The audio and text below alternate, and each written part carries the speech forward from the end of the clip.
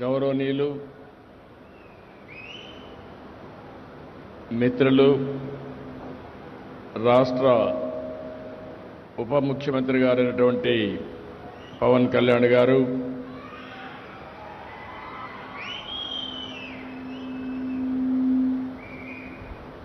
వేదిక పైన బీజేపీ నాయకులు, సహచర మంత్రివర్గ సభ్యులు గౌరవనీయులు సత్యకుమార్ గారు, గౌరవనీయులు ఫైనాన్స్ అండ్ ప్లానింగ్ శాఖ మంత్రులు పయ్యావుల కేశవ్ గారు, వేదిక పైన ఉన్న గౌరవ మంత్రివర్గ సభ్యులు,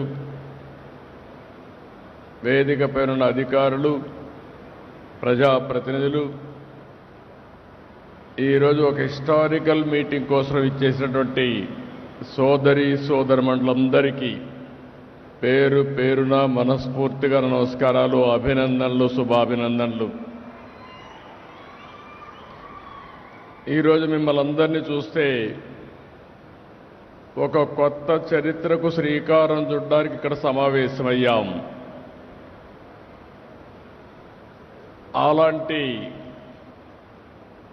ప్రత్యేకత ఈరోజు చరిత్రలో ఎప్పుడూ మిగిలిపోయే విధంగా ఉంటుంది.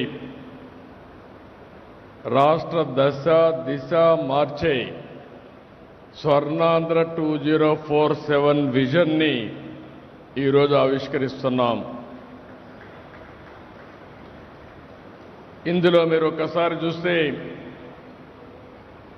ప్రపంచంలోనే తెలుగు జాతిని నెంబర్ 1గా తేయడానికి ఈరోజు బీజం పడింది, ఆవిష్కరణ జరిగింది. ఇది సాధ్యం అవుతుందని చెప్పి మరొకసారి మీ అందరికీ విజ్ఞప్తి చేస్తున్నారు.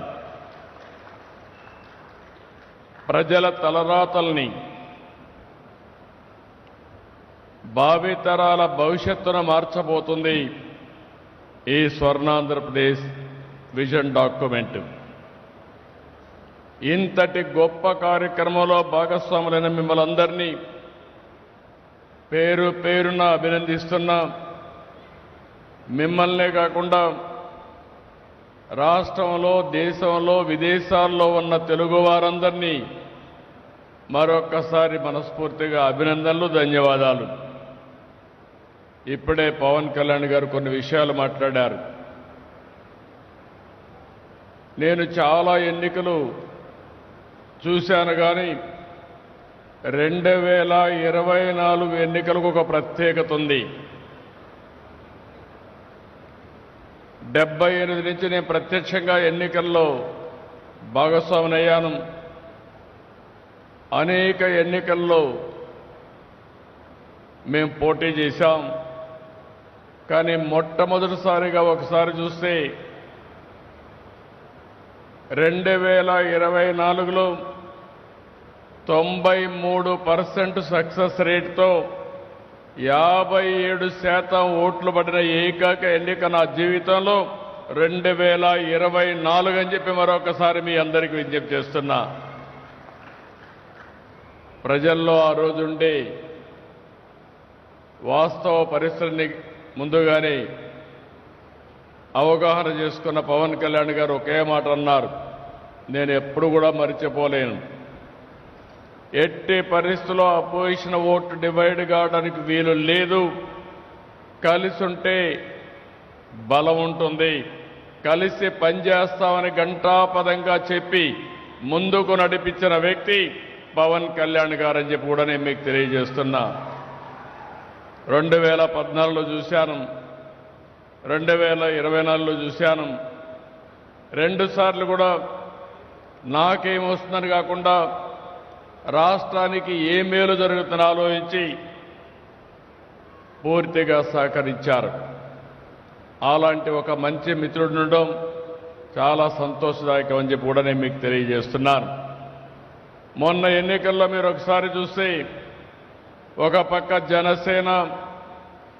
జనసేన అధినేత పవన్ కళ్యాణ్ గారు, ఇంకో పక్క నరేంద్ర మోడీ గారు ప్రధానమంత్రిగా బీజేపీ పార్టీ ముగ్గురం కలిసి పోటీ చేశాం. ఈ రాష్ట్ర అభివృద్ధి కోసం తప్ప ఇంకొక ఆలోచన లేదని చెప్పి కూడా నేను మీకు తెలియజేస్తున్నాను. ఆ రోజు రాష్ట్రంలో చాలా అనుభవంతో ఉండే నాకే అర్థం కాని పరిస్థితి. ఎంత విధ్వంసం జరిగిందో ఆ రోజు ఊహించాం, కానీ ఈరోజు పనిచేస్తామంటే మా ఊహల కంటే ఎక్కువగా విధ్వంసం జరిగింది. 6 నెలల సమయంలో ఇప్పటికి మీరు ఒకసారి చూస్తే అన్ని డిపార్ట్మెంట్ని సమీక్షలు చేసుకున్నాం. గాడి తప్పిన పరిపాలన ఘాట్లో పెట్టాం. ఎక్కడికక్కడ సమస్యలన్నీ పరిష్కారం చేసి 1-2 కాదు, అనేక చిక్కుముడులేసే పరిస్థితికి వచ్చారు. రాష్ట్రాన్ని పూర్తిగా విధ్వంసం పాలు చేసే పరిస్థితికి వచ్చారు. ఒక్కోసారి మాకే అర్థంగా నాకు అనుభవం ఉందిగా, 4వసారి ముఖ్యమంత్రిని. ఎప్పుడు కూడా ఇన్ని ఇబ్బందులు నేను ఎప్పుడు ఎదుర్కోలేదు. అన్ని ఇబ్బందులు సృష్టించారు. అన్ని ఇబ్బందుల్ని ఎదుర్కొని నిన్న మీరు చూస్తే మొన్న కలెక్టర్స్ కాన్ఫరెన్స్ పెట్టుకున్నాం. 6 నెలలైన వెంటనే మళ్ళీ విజన్ 2047 డాక్యుమెంట్ తీసుకొచ్చి ఈరోజు తెలుగు జాతికి భారతదేశానికి అంకితం చేశామంటే అది మాకుండే అకుంఠిత దీక్ష అని చెప్పి కూడా మరి ఒక్కసారి మీ అందరికీ విజ్ఞప్తి చేస్తున్నా. ఈరోజు మనందరం గర్వపడే విధంగా నరేంద్ర మోడీ గారి నాయకత్వంలో భారతదేశం ప్రపంచంలోనే ఒక శక్తివంతమైన దేశంగా తయారయ్యే పరిస్థితి వచ్చింది. 2047లో మన దేశం 100 ఏళ్ల స్వాతంత్ర భారత ఉత్సవాలు జరుపుకోబోతున్నాం. అప్పటికల్లా ప్రపంచంలో ఒక అగ్రదేశంగా ఉండాలనే ఉద్దేశంతో వికసిత్ భారత్ 2047 ప్రధానమంత్రి గారు తయారు చేశారు. అయితే కేంద్రంలో ఎన్డీఏ ప్రభుత్వం వికసిత్ భారత్ 2047 పేరుతో లక్ష్యాలు నిర్దేశించుకొని ముందుకు పోతున్నారు. అందులో భాగంగానే మనం ఈరోజు స్వర్ణ ఆంధ్రప్రదేశ్ విజన్ డాక్యుమెంట్ తయారు చేశాం. నరేంద్ర మోడీ గారు కానీ మనందరి ఆలోచన ప్రపంచంలోనే భారతదేశం నెంబర్ 1 దేశ 1గా ఉండాలని మనందరి సంకల్పం. అదే సమయంలో నేను కానీ పవన్ కళ్యాణ్ గారు కానీ వేదిక పైన కూర్చున్న మా ఆలోచన తెలుగు జాతి ప్రపంచంలోనే నెంబర్ 1గా ఉండాలనేది మా సంకల్పం. అదే సమయంలో ఆంధ్రప్రదేశ్ రాష్ట్రం నెంబర్ 1 రాష్ట్రంగా ఉండాలని దృష్టితో ముందుకు పోతున్నామని చెప్పి కూడా నేను మీకు తెలియజేస్తున్నాను. ఈరోజు చాలామంది ఇక్కడ ఉన్నారు. ఈరోజు ఒక నిర్దిష్టమైన ఆలోచనలతో వచ్చాం. ఈరోజు మన రాష్ట్రంలో మీరు చూస్తే తలసరి ఆదాయం $3,000 కంటే తక్కువ. ఈరోజు మేము పెట్టుకున్నది 2047కి $42,000 తలసరి ఆదాయాన్ని సంపాదించాలని ఒక లక్ష్యంగా పెట్టుకున్నాం. ఇక్కడుండే మీరందరూ అనుకుంటారు ఇది సాధ్యమా అని. కానీ ఇప్పుడే పవన్ కళ్యాణ్ గారు ఒక మాట చెప్పారు. హైదరాబాద్లో మీరు చూస్తే 2 నగరాలు, ఒకటి హైదరాబాద్, ఒకటి సికింద్రాబాద్. ఆ రోజు ఆలోచించాం, ఏదైతే వెస్టర్న్ సైడ్ వెళితే అక్కడంతా రాళ్ళు గుట్టలు ఉండేటివి.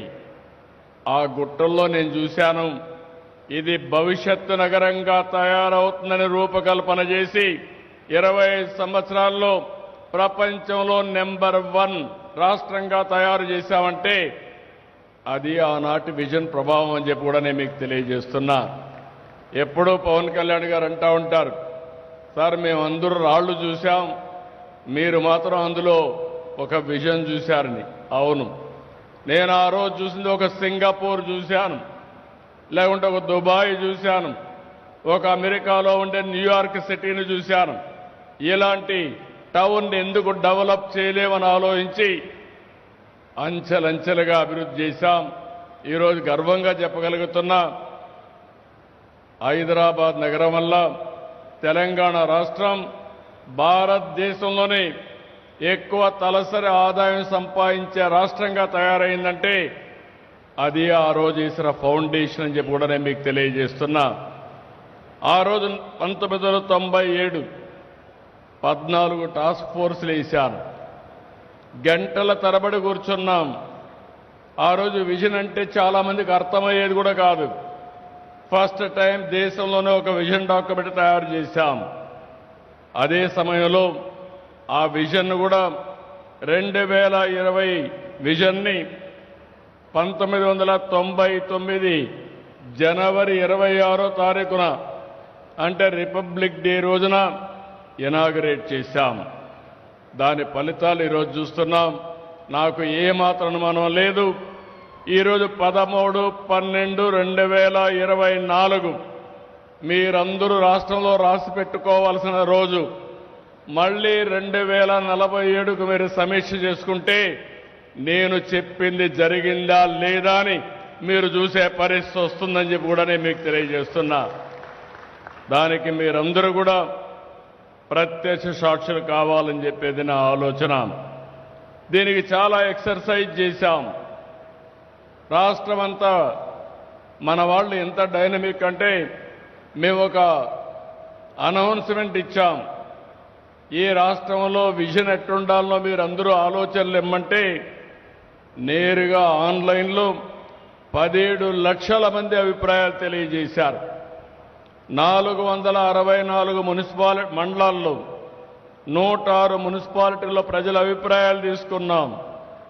1,18,00,000 కుటుంబాలు ఈ విజన్ గురించి వాళ్ళ అభిప్రాయాలు తెలియజేశారు.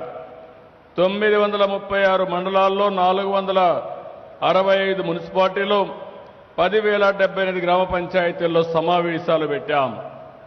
4,50,000 మంది పాఠశాల విద్యార్థులు, 38,000 మంది కళాశాల విద్యార్థులు విజన్ పై నిర్వహించిన పోటీల్లో పాల్గొన్నారు. వినూత్నమైన ఆలోచనలు ఇచ్చారు. పారిశ్రామికవేత్తలు ముందుకు వచ్చారు. నీతి ఆయోగ్ ఆధ్వర్యంలో పలు దేశాల్లో ప్రపంచం మొత్తం జరిగినటువంటి అభివృద్ధి మీద సమీక్ష చేసి అందరూ కలిసి ఈ విజన్ డాక్యుమెంట్ తయారు చేశాం. నేను కూడా చాలా గంటలు కూర్చున్నాను. ఎందుకంటే ఒక విజన్ తయారు చేసేటప్పుడు దాన్ని అమలు చేసే బాధ్యత నా మీద ఉంది కాబట్టి దీన్ని కూడా అధ్యయనం చేసుకొని సాధ్యాలు చూసి ఎలాంటి వినూత్నమైనటువంటి కార్యక్రమాల ద్వారా ముందుకు పోతే ఇది సాధిస్తామని ఆలోచించి దీనికి రూపకల్పన చేశాం. ఇలాంటి శుభ సందర్భంలో నందమూరి తారక రామారావు గారిని ఒక్కసారి గుర్తు చేసుకోవాల్సిన అవసరం ఉంది. ఈరోజు తెలుగు జాతికి ప్రపంచం మొత్తం గుర్తింపు తెచ్చిన ఏకైక నాయకుడు ఎన్టీఆర్ అని చెప్పి మరొక్కసారి తెలియజేస్తున్నా. అలాంటి వారసత్వం మన దగ్గర ఉంది. అదే సమయంలో భారతదేశాన్ని ఆర్థిక సంస్కరణలు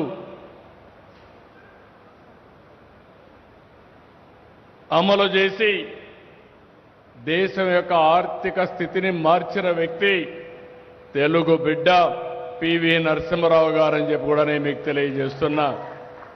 ఎప్పుడైనా సరే ఒక్కసారి మీరు ఆలోచిస్తే ఆర్థిక సంస్కరణల ముందు, ఆర్థిక సంస్కరణల తర్వాత భారతదేశం చెప్పుకునే పరిస్థితికి వచ్చాం. అక్కడి నుంచి మీరు ఒకసారి చూసినప్పుడు నేను కూడా అదే సమయంలో ముఖ్యమంత్రి అయ్యాను 95లో. అందుకే ఆ రోజు ఆలోచించాను, ప్రజల సమస్యలు పరిష్కారం కావాలంటే, మీ జీవితాల్లో వెలుగులు రావాలంటే, జీవన ప్రమాణాలు పెరగాలంటే సంస్కరణలు తప్పవని చెప్పి భావించాం. కఠిన నిర్ణయాలు తీసుకున్నాం. వినూత్నమైన ఆలోచనలు చేశాం. సరికొత్త ఆవిష్కరణలతో ముందుకు పోయాం. నూతన పాలసీలతో పాలనలో సమూలమైన మార్పులు తీసుకొచ్చాం. నేను ఒకటే ఎప్పుడూ ఆలోచిస్తాను, ఒక పబ్లిక్ పాలసీ వల్ల ఒక వ్యక్తి జీవితం కానీ, ఒక రాష్ట్రంలో ప్రజల జీవితాలు కానీ, దేశ భవిష్యత్తు కూడా మార్చే పరిస్థితి వస్తుంది. ఆ రోజు చాలామంది అన్నారు, ఐటీ తిండి పెడుతుందా అన్నారు. నేను ఆ రోజు చూశాను. భవిష్యత్తులో ఇన్ఫర్మేషన్ టెక్నాలజీకి ప్రాధాన్యత ఉందని ప్రమోట్ చేశాం. ఆ ఒక్క పబ్లిక్ పాలసీ మీరు చూస్తే ఈరోజు అమెరికాలో కానీ ప్రపంచంలో అన్ని దేశాల్లో తలసరి ఆదాయం ఎక్కువ ఎవరు సంపాదిస్తారంటే తెలుగు బిడ్డలు సంపాదించే అవకాశం వచ్చింది. అది ఒక పాలసీ ప్రజల జీవితాల్లో వెలుగు తీసుకొస్తుంది, మార్పు తీసుకొస్తుందని చెప్పి కూడా నేను మీకు తెలియజేస్తున్నాను. నేను ఈరోజు ఒకటే ఈ సభ ద్వారా మీకు అందరికీ విజ్ఞప్తి చేస్తున్నా. ఇండియన్స్ ఇప్పటికే గ్లోబల్ లీడర్స్ అయ్యారు, గ్లోబల్ సిటిజన్స్ అయ్యే పరిస్థితికి వచ్చారు. ఒక పక్క ప్రభుత్వాల్లో ప్రముఖమైన పాత్రలు వహించే పరిస్థితికి వచ్చారు ప్రజాప్రతినిధులుగా. ఇంకో పక్క కార్పొరేట్ రాజ్యంలో మన వాళ్లే ముందుండే పరిస్థితికి వచ్చారు. గూగుల్ కానీ మైక్రోసాఫ్ట్ వంటి కంపెనీల్లో సీఈఓలుగా ఇండియన్స్ ఉండే పరిస్థితికి వచ్చారు. నిన్ననే మీరు చూశారు, ఒక తెలుగు బిడ్డ దొమ్మరాజు గుకేష్ 18 సంవత్సరాల వయసుండే వ్యక్తి ప్రపంచ ఛాంపియన్ అయ్యాడంటే అది తెలుగు జాతిలో ఉండే ఆత్మవిశ్వాసం అని చెప్పి కూడా నేను మీకు తెలియజేస్తున్నా. అలాంటి టాలెంట్స్ ఉన్నాయి మన దగ్గర. మెరికల్ లాంటి యువతున్నారు. తిరుగులేని మానవ వనరులున్నాయి, సహజ వనరులున్నాయి, నదులున్నాయి, సముద్ర తీరం ఉంది. ఇవన్నీ కూడా మనం కానీ సక్రమంగా ఉపయోగించుకుంటే ఏదైనా సాధ్యం అనేది నా ఉద్దేశం. అందుకే ఈరోజు మీరు విజన్ డాక్యుమెంట్ చూస్తే నేను చాలా స్పష్టంగా వెల్తీ, హెల్తీ, హ్యాపీ సొసైటీ ఉండాలని, ముందు డబ్బులు ఉండాలి, దాని తర్వాత ఆరోగ్యం ఉండాలి, ఈ రెండుతో కూడా ఆనందం ఉండాలి. అప్పుడే సమాజం సస్టైనబిలిటీ ఉంటుందనే ఉద్దేశంతో ఈ 3 గోల్స్ పెట్టుకుని 10 సూత్రాలతో ఈరోజు విజన్ డాక్యుమెంట్ తయారు చేశాం. దాంట్లో మొట్టమొదటి మీరు చూస్తే జీరో పావర్టీ. ఎప్పుడూ ఎన్టీ రామారావు గారు కళ్ళగనేవారు. ఆయన ఒక స్లోగనే ఇచ్చారు. అది మీరు చూసి సమాజమే దేవాలయం, పేదవాళ్లే దేవుళ్ళని చెప్పిన వ్యక్తి నందమూరి తారక రామారావు గారు. ఆ స్ఫూర్తితోనే ఈరోజు జీరో పావర్టీ కోసం సంకల్పించాం. రాబోయే 5 ఏళ్లలో ముందు జీరో పావర్టీ, ఎవ్వరు కూడా పేదరికంలో లేకుండా తలసరి ఆదాయం పెంచే కార్యక్రమానికి శ్రీకారం చుట్టాం. సంక్షేమ కార్యక్రమాలు అందిస్తాం. అదే సమయంలో వారి కుటుంబంలో ఉండే శక్తి సామర్థ్యాలు చూసుకుని ఏ విధంగా ఆర్థికంగా పైకి తేగలుగుతామో ఒక కార్యక్రమానికి రూపకల్పన చేస్తున్నాం. ఈరోజు ఇక్కడుండే మీరంతా రాష్ట్రంలో అందరూ ఆలోచించాలి. పబ్లిక్ ప్రైవేట్ పార్ట్నర్షిప్ ఉంది. ఈరోజు మనందరం కూడా సెల్ ఫోన్లు వాడుతున్నారు. మీరందరూ సెల్ ఫోన్స్కి యూజర్ ఛార్జెస్ పే చేస్తున్నారు. ప్రైవేట్ వ్యక్తులు దాన్ని రన్ చేస్తున్నారు, గవర్నమెంట్ కూడా రన్ చేస్తున్నారు. కానీ దానివల్ల ప్రతి ఒక్కరికి మెరుగైన టెలికాం సర్వీస్ ఇచ్చే పరిస్థితికి వచ్చారు. అదే పబ్లిక్ ప్రైవేట్ పాలసీలో కొంతమంది పెట్టిన వాళ్ళకు కూడా కొద్దిగా ఆదాయం వచ్చే పరిస్థితి వచ్చింది. ఒకప్పుడు టెలికమ్యూనికేషన్ మీరు చూస్తే లైట్నింగ్ కాల్ అంటే 1 వారం పట్టేది. ఆ రోజు నేను ఆలోచించాను, చైనాలో మీరు చూస్తే సెల్ ఫోన్స్ వచ్చాయి. ఇండియాలో బిఎస్ఎన్ఎల్, విఎస్ఎన్ఎల్ 2 కూడా మొనోపలి ఉన్నాయి. ఒకటి ఇంటర్నేషనల్ కాల్స్, ఒకటి వచ్చి డొమెస్టిక్ కాల్స్. అక్కడి నుంచి నేను అన్ని ప్రధానమంత్రులందరితో కూడా ఎప్పటికప్పుడు ఫైట్ చేశాను. కడాన వాజ్పేయి గారు నేను చెప్పింది విన్న తర్వాత ఆయన టాస్క్ ఫోర్స్ వేశారు. నేనే ఆ రోజు రిపోర్ట్ ఇచ్చాం. ఆ రిపోర్ట్ ఆధారంగా చేసుకుని డీరెగ్యులేషన్ అండ్ టెలికమ్యూనికేషన్ సెక్టర్లో తీసుకొచ్చారు. ఆ రోజు అందరూ కూడా నెగతాడు చేశారు, సెల్ ఫోన్ భోజనం పెడుతుందా అని. ఈరోజు సెల్ ఫోన్ లేకపోతే ఎవరు ఉండే పరిస్థితి లేదు.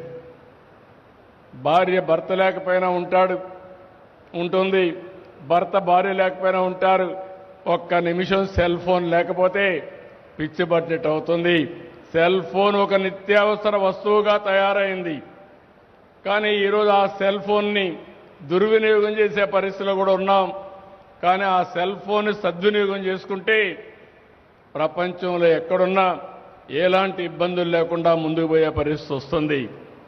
అయితే ఇక్కడ నేను తీసుకొచ్చిన పాలసీ ఎవరైతే P4 కింద తీసుకొచ్చాం, పీపుల్ పబ్లిక్ ప్రైవేట్ పార్ట్నర్షిప్ ద్వారా ఎవరైతే నిరుపేదలున్నారో ఆ నిరుపేదల్ని ఆర్థికంగా పైకి తీసుకురావడం. ఒకప్పుడు జనాభా అనేది భారంగా ఆలోచించాం. ఈరోజు జనాభా ఒక పెద్ద పెట్టుబడి. ఈ విషయం మీరు గుర్తుపెట్టుకోవాల్సిన అవసరం ఉంది. చాలా దేశాల్లో జనాభా తగ్గిపోతూ దేశాలే విచ్ఛిన్నమైపోయే పరిస్థితికి వస్తున్నాయి. అలాంటి సమయంలో జనాభాని మనం ఏ విధంగా ముందు తీసుకుపోతూనే హై నెట్వర్త్ ఉండే ఇండివిజువల్స్, సమాజం వల్ల పైకొచ్చిన ప్రతి ఒక్క వ్యక్తి తిరిగి సమాజానికి ఇవ్వాల్సిన బాధ్యత ఉంది. ఇక్కడ పుట్టారు, అమెరికాకి వెళ్ళారు, బ్రహ్మాండంగా సంపాదించారు, ఇక్కడ నీళ్లు తాగారు, ఇక్కడ అవకాశాలు ఉపయోగించుకున్నారు, బ్రహ్మాండంగా రాణించారు. మనతో పుట్టిన వాళ్ళు ఇంకా పేదరికంలో ఉన్నారు. జీవన ప్రమాణాలన్నీ చాలా అధ్వానంగా ఉన్నాయి. మనమందరం సమిష్టిగా ఆలోచిస్తే వాళ్ళందరినీ పైకి తీసుకురాలేమో అని అడుగుతున్నా. అందుకే నేను చాలా స్పష్టంగా పెట్టాను.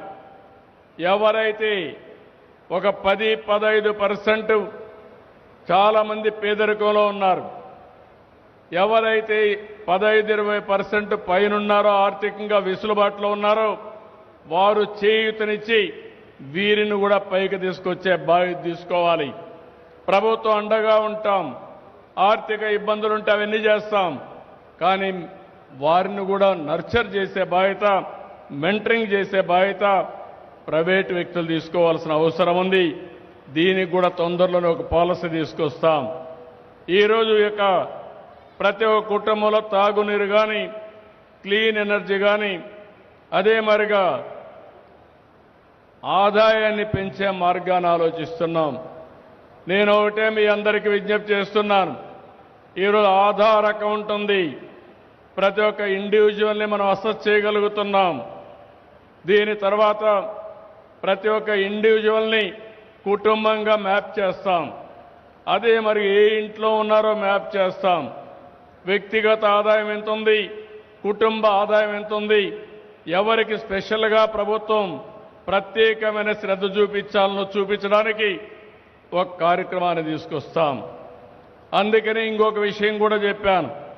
1 ఫ్యామిలీ 1 ఎంటర్‌ప్రెన్యూర్, ఒక కుటుంబం ఒక పారిశ్రామికవేత్త రావాలనేది నా సంకల్పం. ఒకప్పుడు నేను మీ అందరికీ ఒక మాట చెప్పాను, 1 ఫ్యామిలీ 1 ఐటీ ప్రొఫెషనల్ అన్నాను. ఈరోజు మోర్ ఆర్ లెస్ మీరు చూస్తే ప్రతి ఒక్క ఇంట్లో ఒక ఐటీ ప్రొఫెషనల్ వచ్చారు. ఈరోజు నేను ఇచ్చే పిలుపు 2047కి ప్రతి ఒక్క కుటుంబంలో ఒక పారిశ్రామికవేత్త ఉండాలనేది నా సంకల్పం అని చెప్పి కూడా మరొకసారి మీ అందరికీ కోరుతున్నా. ఇది చేసి మీ అందరికీ ఆశ్చర్యంగా ఉంటుంది, కానీ ఇది సాధ్యమని ఆలోచిస్తారు. కానీ $42,000 2047కి ప్రతి ఒక్కరి తలసరి ఆదాయం రావాలి. ఈరోజు ఒక్క విషయం మీరు గుర్తుపెట్టుకోండి.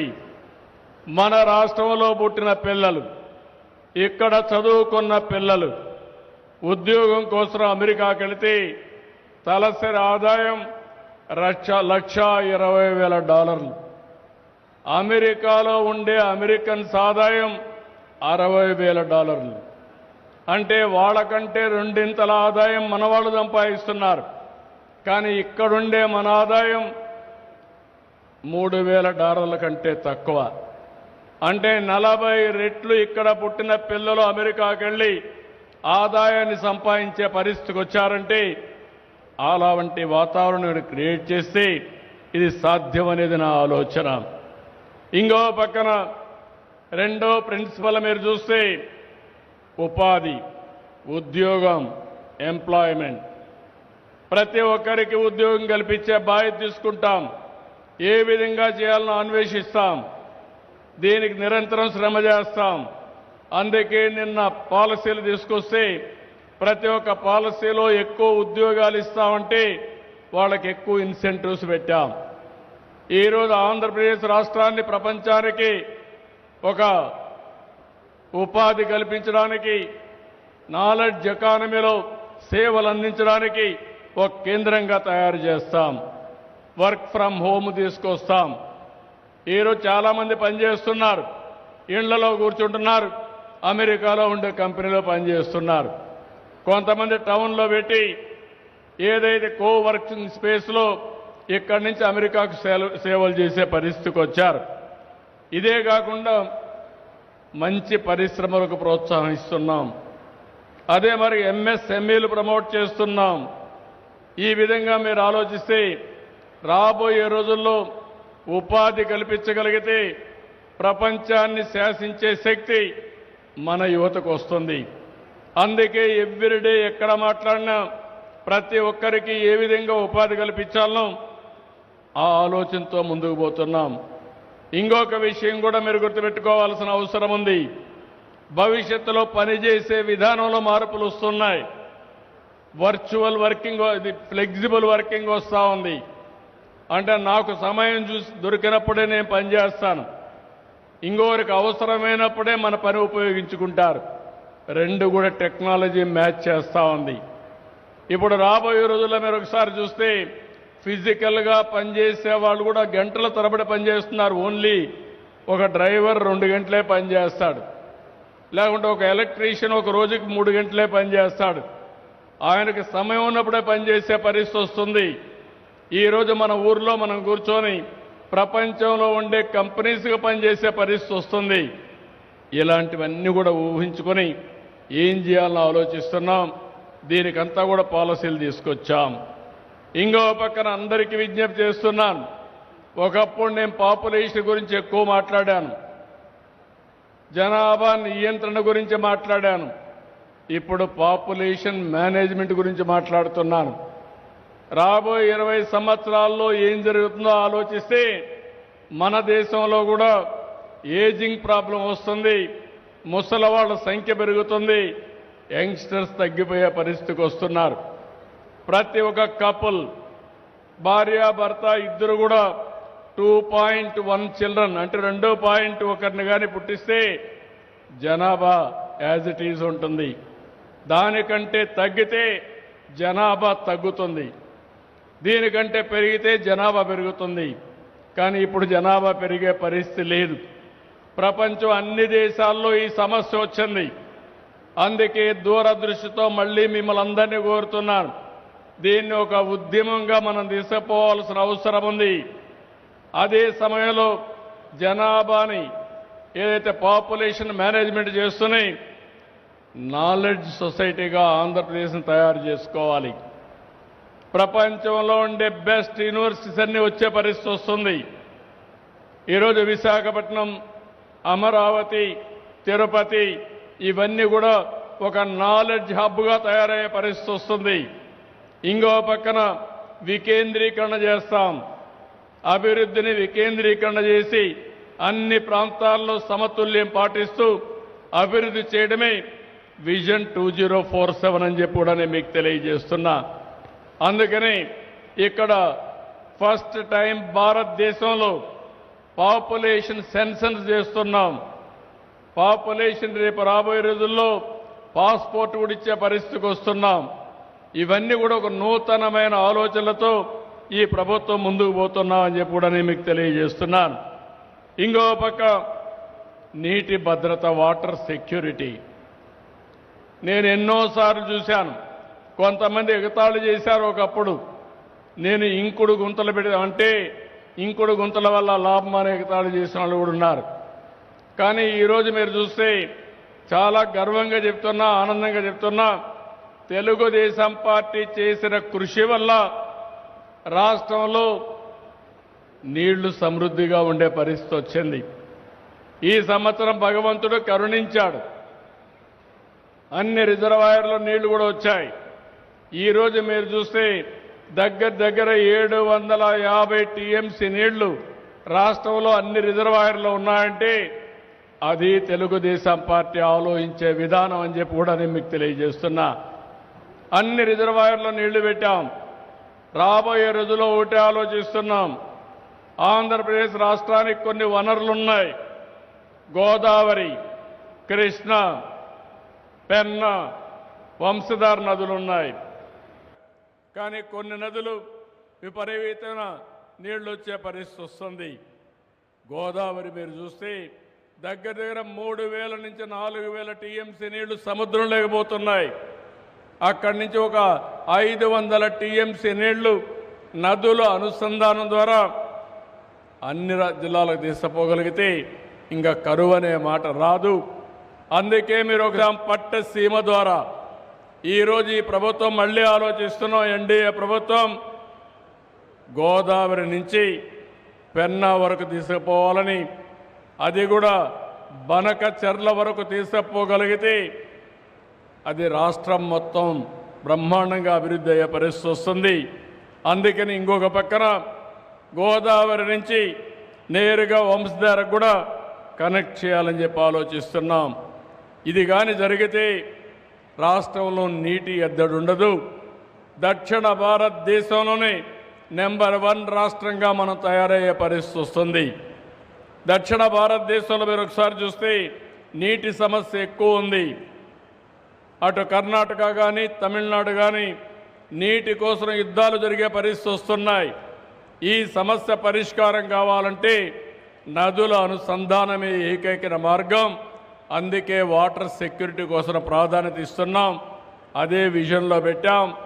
ప్రతి ఒక్క ఇంటికి ట్యాప్ ద్వారా వాటర్ ఇవ్వాలని. ఇప్పుడే మిత్రులు కూడా కొన్ని విషయాలు చెప్పినప్పుడు పంచాయతీ రాజ్ ద్వారా గ్రామీణ ప్రాంతాల్లో ఇంటింటికి నీళ్లు ఇవ్వడానికి జల్ జీవన్ మిషన్ ద్వారా ఇస్తున్నాం. గవర్నమెంట్ ఆఫ్ ఇండియా కూడా కొంత డబ్బులు ఇస్తున్నారు. రెండూ కలిపి ప్రతి ఒక్క ఇంటికి ట్యాప్ వాటర్ ఇవ్వాలని అమృత్ కార్యక్రమం ద్వారా పట్టణ ప్రాంతాల్లో ఇంటింటికి ట్యాప్ వాటర్ ఇవ్వాలని చెప్పి ఆలోచిస్తున్నాం. ఇది కాకుండా రైతు సాధికారిత, రైతును రాజు చేయాలనే తెలుగుదేశం పార్టీ సంకల్పం, ఎన్డీఏ సంకల్పం. ఇప్పుడే కాదు, ఎప్పటి నుంచో ఆలోచిస్తున్నాం. కానీ ఈరోజు రాష్ట్రంలో మీరు చూస్తే దేశంలోనే ఎక్కువ అప్పుండే రైతు ఎవరంటే ఆంధ్రప్రదేశ్ ఫార్మర్ అని చెప్పి కూడా నేను మీకు తెలియజేస్తున్నా. ఈరోజు ఆదాయాన్ని పెంచాలి, ఖర్చులు తగ్గించాలి. దీనికి ఏమేమి ఉన్నాయో మార్గాలన్నీ ఆలోచిస్తున్నాం. రాష్ట్రంలో ప్రకృతి వ్యవసాయాన్ని ప్రారంభించాం. రాష్ట్రంలో మీరు రాయలసీమలో మీరు చూస్తే హార్టికల్చర్ బ్రహ్మాండంగా వస్తుంది. ఆంధ్రప్రదేశ్లో అక్వాకల్చర్ బాగా వస్తుంది. ఏ